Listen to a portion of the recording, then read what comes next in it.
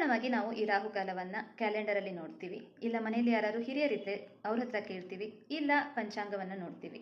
ಇದು ಯಾವುದರ ಸಹಾಯ ಇಲ್ಲದೇನೆ ಯಾವ ವಾರ ರಾಹುಕಾಲ ಎಷ್ಟು ಗಂಟೆಗೆ ಶುರುವಾಗಿ ಎಷ್ಟೊತ್ತಿಗೆ ಮುಗಿಯುತ್ತೆ ಅನ್ನೋದಕ್ಕೆ ಒಂದು ಸಿಂಪಲ್ ಫಾರ್ಮುಲಾ ಇದೆ. ಮಂಡೆಯಿಂದ ಶುರು ಮಾಡಬೇಕು. Edward bought home a good Ford car.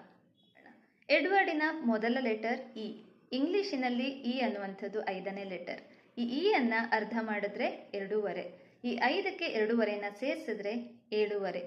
ಪ್ರತಿ ಸೋಮವಾರ 7.5ಗೆ ರಾಹುಕಾಲ ಶುರು ಆಗುತ್ತೆ. ಮತ್ತು ನಮಗೆಲ್ಲ ತಿಳಿದಿರೋ ಹಾಗೆ ಈ ರಾಹುಕಾಲ 1.5 ಗಂಟೆ ಇರುತ್ತೆ. ಸೊ ಸೋಮವಾರ 7.5ಯಿಂದ 9 ಗಂಟೆ ತನಕ ರಾಹುಕಾಲ.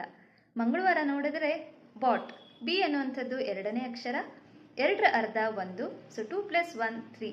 3 ಗಂಟೆಗೆ ಶುರುವಾದರೆ 4:15 ತನಕ ರಾಹುಕಾಲ ಇರುತ್ತೆ.